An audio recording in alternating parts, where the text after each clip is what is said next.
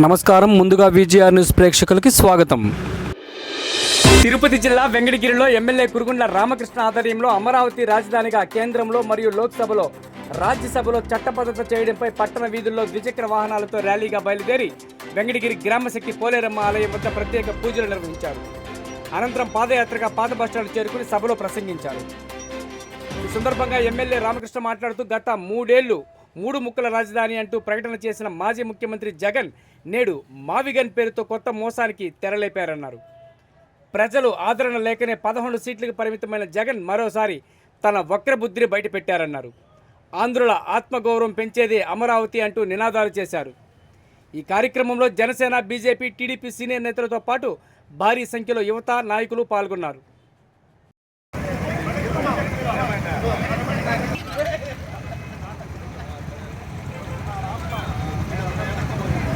Okay sir, మీరు ఎక్కడ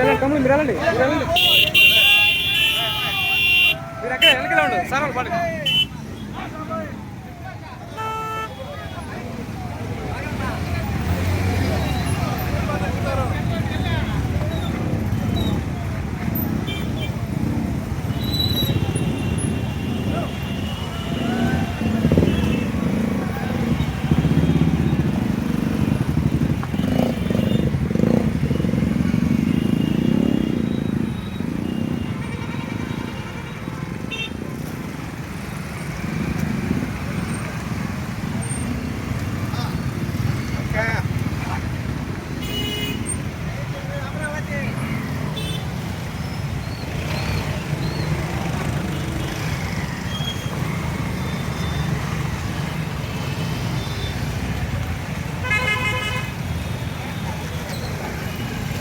సాగరన్నా.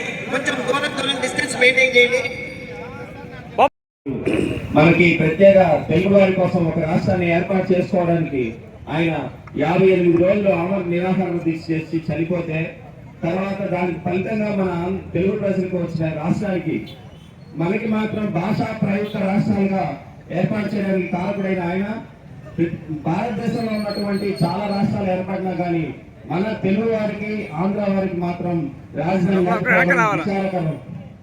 మొదటిసారిగా మన ఆంధ్రప్రదేశ్ రాష్ట్రానికి వచ్చింది రాజధాని అమరావతి రాజధానిగా. మన తెలుగు ప్రజలందరూ దీన్ని జరుపుకోవాలి. ముఖ్యంగా మనం చెప్పాలంటే మన ముఖ్యమంత్రి శ్రీ చంద్రబాబు నాయుడు గారి గురించి చెప్పుకోవాలి. ఆయన ఈ రోజు రేపో రాబోయే 2029 ఎలక్షన్ గురించి ఆలోచించే వ్యక్తి కాదు.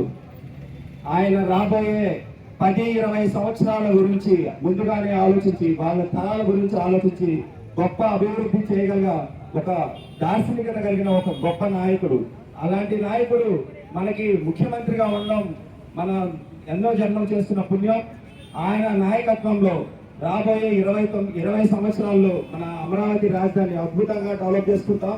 ఇప్పుడు చూస్తున్న రాజధాని కాదు, 20 సంవత్సరాల తర్వాత ప్రపంచ స్థాయిలో గొప్ప రాజధానిగా మనం చూడబోతున్నాం.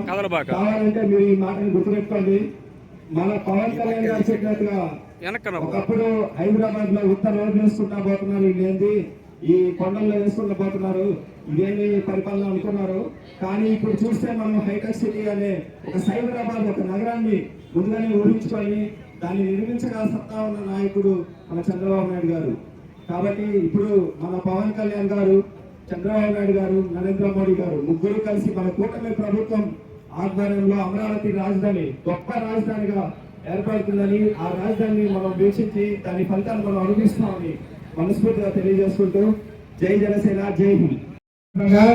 ఇక్కడికి చేసినటువంటి బీజేపీ నాయకులు ఎస్ఎస్ఆర్ నాయుడు గారికి, అదేవిధంగా అనిల్ రామారావు గారికి, ఏఎంసీ చైర్మన్ మురుగా గారికి, అదేవిధంగా రాజేశ్వరరావు గారికి, తెలుగుదేశం, జనసేన, బీజేపీ కూటమి కార్యకర్తలు అందరికీ కూడా వచ్చేసినటువంటి కార్యకర్తలందరికీ కూడా నమస్కారాలు తెలియజేసుకుంటూ ఈరోజు ఒక అమరావతి రాజకీయ జీవిత చరిత్రలో ఒక అద్భుతమైనటువంటి ఘట్టం.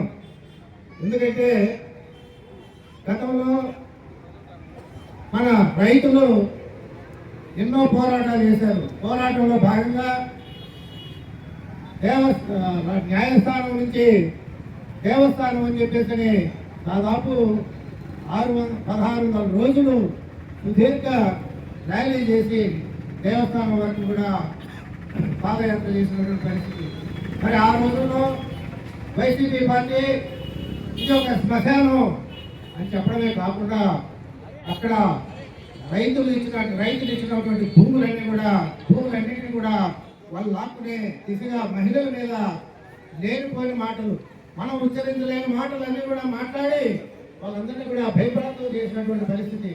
అదేవిధంగా ప్రజలు ఈ రాజధాని ఏది అంటే ఏది చెప్పలేని పరిస్థితి. ఇది రెవెన్యూ క్యాపిటలా లేదా ఎగ్జిక్యూటివ్ క్యాపిటలా లేదా జ్యుడిషియల్ క్యాపిటలా అని చెప్పేసి ఏదేదో 5 సంవత్సరాలు గడిపేశారు. మరి ఈరోజు ప్రతిపక్షంలో ఉన్నటువంటి నాయకుడు మళ్ళీ ఏదేదో మానవీకరణ చెప్తున్నాడు. ఏమి కన్నా తెలియదు, ఆయన బెన్ను ఎక్కడ పేలుస్తుందో ఎవరికి తెలియదు. అటువంటి వ్యక్తిని ఏ విధంగా మనం కూడా అన్నంలో మనకి అర్థం కాదు. ఆయన మానవీకరణ కాదు, ఆయన వీకన్ను అంటే విశాఖపట్నం రెవెన్యూ క్యాపిటల్ అన్నాడు. గన్ అంటే గుంటూరుని ఎగ్జిక్యూటివ్ క్యాపిటల్ అన్నాడు.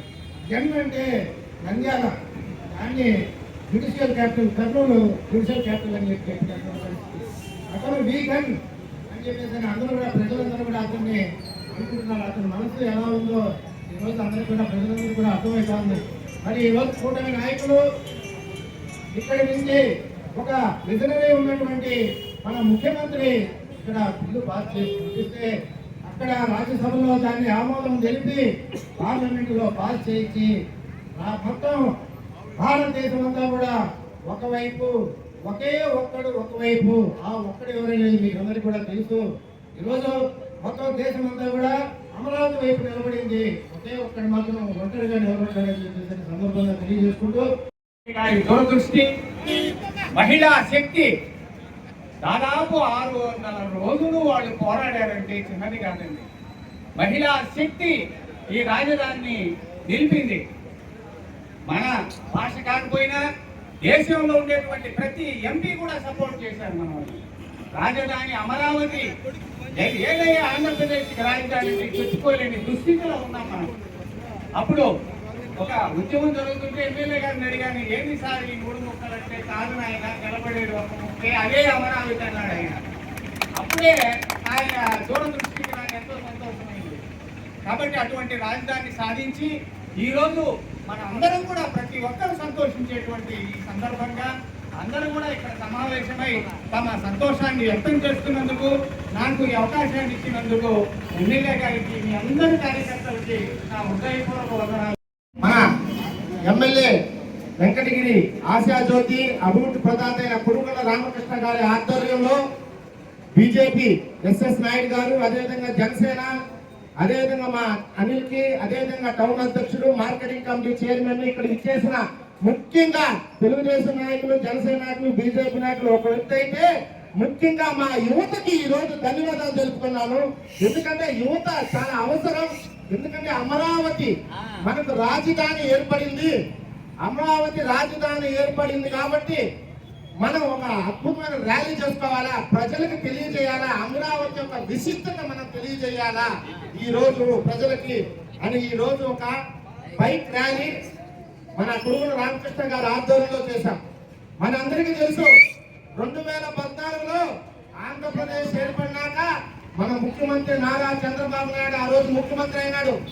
మన ముఖ్యమంత్రి ఆ రోజు అయిన వెంటనే మన ఆంధ్రప్రదేశ్ కి ఒక రాజధాని కావాలని ఆ రోజు మనం అమరావతి ప్రాంతంలో 29,000 మంది రైతులతో 32,000 ఎకరాలని ఒక్క రూపాయి ఖర్చు కాకుండా ఇచ్చిన రైతులు ఆ రోజు ఎవరి మీద ఇచ్చారు? ఒక నమ్మకం, ఒక శక్తి. ఎవరు? చంద్రబాబు నాయుడు. చంద్రబాబు నాయుడిని నమ్ముకొని ఆ రోజు 1000 ఎకరాలు ఇచ్చిన రైతు సోదరులందరూ కూడా ఆ రోజు జగన్మోహన్ రెడ్డి అన్యాయం చేశారు. కేవలం తెలుగుదేశం ప్రభుత్వం రాజధాని ఏర్పాటు చేసింది, దాన్ని అది ఉంచకూడదని కుట్ర బుద్ధితో వైజాగ్ అని ఆ రోజు రైతులందరినీ ఇబ్బంది పెట్టాడు. ఆ రైతుల త్యాగ ఫలమే ఈ రోజు అమరావతి అని ఇంకొకసారి రైతులకు ధన్యవాదాలు తెలుపుతున్నాయి. ఎందుకు అనాల్సి వస్తుందంటే మన అందరికీ తెలుసు, న్యాయస్థానం టు దేవస్థానం అని 600 కిలోమీటర్ల పాదయాత్ర చేశారు. వెంకటగిరిలో కూడా 2 రాత్రులు గడిపారు. ఒకటి సైదాపురంలో అయితే, ఇంకోటి వెంకటగిరి పక్కన వందమాపురంలో 2 నైట్లు కలిపాం. 2 నైట్లకి మన ఎమ్మెల్యే గారి సారథ్యంలో అద్భుతంగా జరిగిన పోరాటం అది. దాంట్లో ఎన్నో కేసులు పెట్టించుకున్నాం ఆ రోజు మేము. ఆ కేసులు పెట్టించుకొని కూడా వీరోచితంగా పోరాడి ఈ రోజు న్యాయబద్ధమైన న్యాయం కోసం, ఈ రోజు చట్టబద్ధమైన అమరావతి కావాలని భారతదేశంలో ఉండే అన్ని పార్టీలు లోక్సభలో మనకు మెజార్టీ ఇచ్చి మన పక్క మాట్లాడితే కాంగ్రెస్ మాట్లాడింది అమరావతి ఆవశ్యకత. నువ్వు కొంచెం ప్రశాంతంగా అతను ఓర్చుకోలేక కేవలం ఎందుకంత ఇబ్బందిగా తెలుగుదేశం ప్రభుత్వం అమరావతి ఏర్పాటు చేస్తుందని ఓర్చుకోలేక బయటకు వచ్చి ఈ రోజు మా విజన్ అని ఒక బి ప్లాన్ ఒకటి చెప్పాడు. ప్రజలంతా నవ్వుకుంటున్నారు. అదంతా పక్కన పెట్టి దాన్ని ఈ అమరావతి ప్రజలు నవ్వుకున్న డైవర్ట్ చేసేదానికి ఎప్పుడో జరిగిన బిఆర్ నాయుడిని ఈ రోజు వచ్చి మళ్ళా ఈ రోజు దేవస్థానాలకు వచ్చి పూజ చేసి వెంకటేశ్వర స్వామిని అవపవిత్రం చేస్తున్నాడు. బిఆర్ నాయుడిని మార్చాలా, బిఆర్ తీస్తున్నా. ఈ కూటమి ప్రభుత్వము ఎంత బాగా పరిపాలన చేస్తా ఉందో ఈ రోజు పండ మీదకి మన భక్తులు అడిగితే తెలుస్తుంది. 2019, 2024 దాకా భ్రష్టు పట్టించారు తిరుమల కొండని. కల్తీ నెయ్యి, కల్తీ లడ్డు, కల్తీ భోజనం, కల్తీ బియ్యం, కల్తీ పూలు, కల్తీ అభిషేకాలు మొత్తం కల్తీ చేసి సర్వనాశనం చేసి ఈ రోజు వాళ్ళు అసలు ఏ మొహం పెట్టుకొని ఈ రోజు బిఆర్ నాయుడిని డిమాండ్ చేస్తున్నారో ఈ రోజు ప్రజలకి చెప్పాల్సిన ఆవశ్యకత ఈ రోజు వైసీపీ నాయకుల మీద డిమాండ్ చేస్తున్నాం. కాబట్టి కూడా శాశ్వత రాజధాని మన అమరావతి ఏర్పడిన దానికి ప్రజలందరికీ కూడా మద్దతు తెలిపిన దానికి అందరికీ ధన్యవాదాలు తెలుపు. మన రాష్ట్ర విభజన జరిగిన తర్వాత మనం త్వరలోనే మన రాష్ట్ర రాజధాని వస్తాం.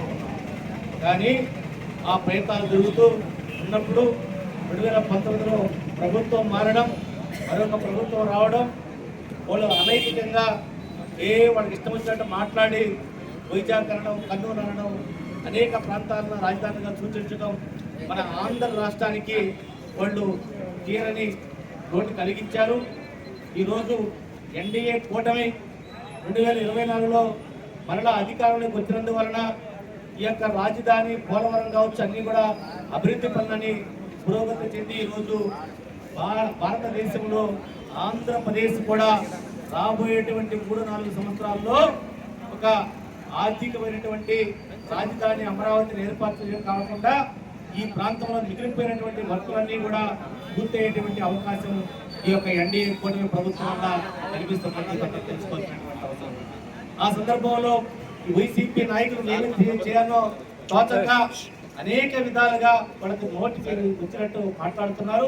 ప్రజలందరూ కూడా గమనిస్తున్నారు. వాళ్ళకి బుద్ధి చెప్పేటువంటి అవకాశం ఎక్కువ కాలం లేదు. రేపు జరగబోయేటువంటి పంచాయతీ, ఎంపీటీసీ, జెడ్పీటీసీ, ఎంపీపీ ఎన్నికల్లో వాళ్ళకి సరైనటువంటి బుద్ధి చెప్తారు ప్రజలందరూ కూడా చెప్పి ఈ సందర్భంగా తెలియజేస్తా ఉన్నారు. మరలా సీఎం అయ్యింటే ఆంధ్రప్రదేశ్ మనకి బీహార్ కన్నా ఇంకా ఘోరమైనటువంటి పరిస్థితి. మన అదృష్టం శాతం 2024లో ఎన్డీఏ కూటమి రావడం వల్ల మనం అభివృద్ధి పథంలో ముందుకెళ్తున్నాం. మన నారా చంద్రబాబు నాయుడు గారు మన ఆంధ్రప్రదేశ్ రాష్ట్రాన్ని పురోగతిలో ముందుకు పరిగెత్తిస్తున్నాడు. రాబోయేటువంటి 2-3 సంవత్సరాల్లో ఆంధ్రప్రదేశ్ స్వర్ణాంధ్రప్రదేశ్ గా తీర్చిదిద్దడానికి మనకి శాశక్తులుగా నారా చంద్రబాబు నాయుడు గారు పనిచేస్తున్నారు. నా హృదయపూర్వక నమస్కారాలు. ఈరోజు ఆంధ్ర రాష్ట్ర చరిత్రలో ఒక సువర్ణ అధ్యయనం కలిగించింది. 5 కోట్ల ఆంధ్రుల ఆకాంక్ష మన అమరావతిని ఆంధ్రప్రదేశ్ శాశ్వత రాజధానిగా గుర్తిస్తూ భారత పార్లమెంట్లో బిల్లు ప్రవేశపెట్టి దానికి ఆమోద ముద్ర వేసినందుకు మనందరి తరఫున గౌరవ భారత ప్రధాని నరేంద్ర మోడీ గారికి, కేంద్ర ప్రధానికి నేను ధన్యవాదాలు తెలియజేస్తా ఉన్నా. అదేవిధంగా అమరావతి అంటే కేవలం ఒక ప్రాంతానికే కాదు, అది మన ఆత్మ గౌరవం. గత కొన్నేళ్లుగా నెలకొన్న పరిస్థితి తెరదించుకుంది. కేంద్ర ప్రభుత్వం తెలుపుతున్న ఈ నిర్ణయం రాష్ట్ర అభివృద్ధికి పునాది రాయి. ఇది మన నాయకులు నారా చంద్రబాబు నాయుడు నిర్ణయం. రాష్ట్ర అభివృద్ధికి చంద్రబాబు నాయుడు కన్న కళ, ఆ కళను సాకారం చేస్తూ రాష్ట్ర భవిష్యత్తుకు భరోసా నుంచి ఈ విజయం మనందరి విజయంగా కోరుకుంటా ఉన్నాం. అదేవిధంగా ఈ శుభ సందర్భాన పునరుద్ధరించుకున్న మన ఆంధ్ర రాష్ట్ర ప్రజలందరూ పండుగ జరుపుకోవాలని,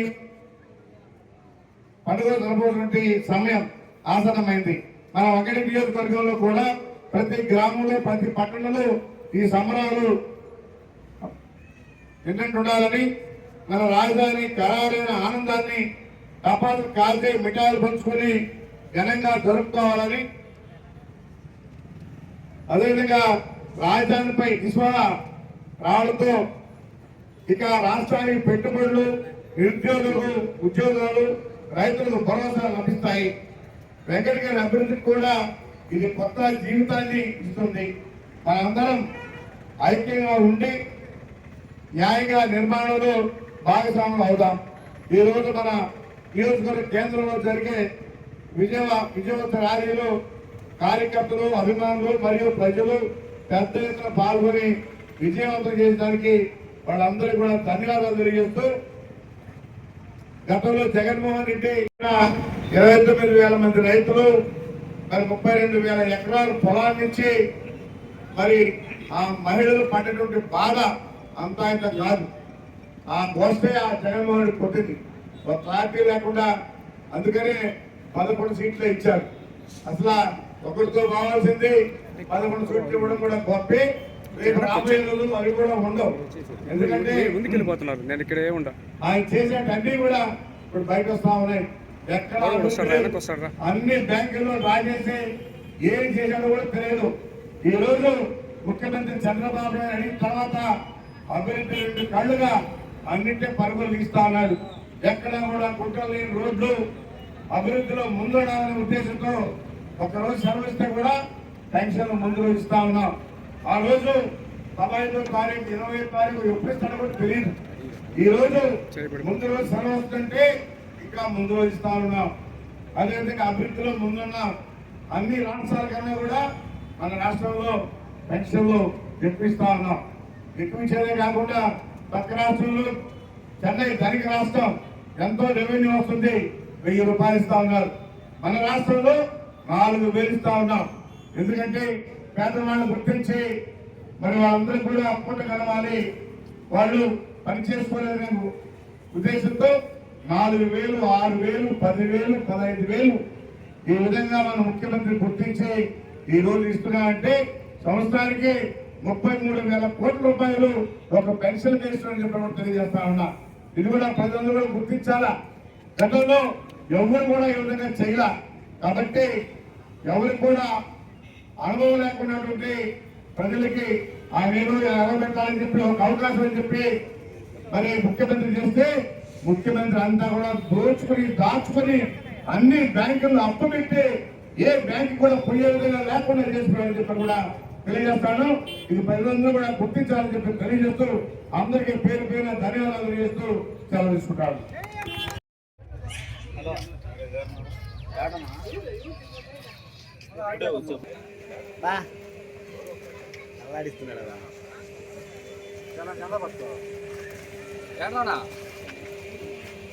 హలో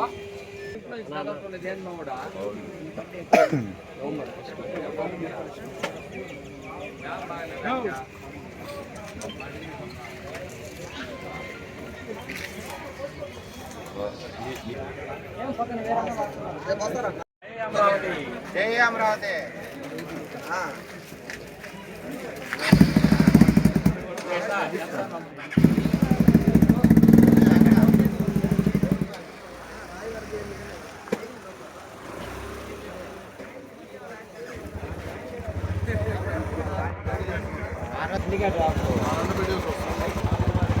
మమ్మల్ని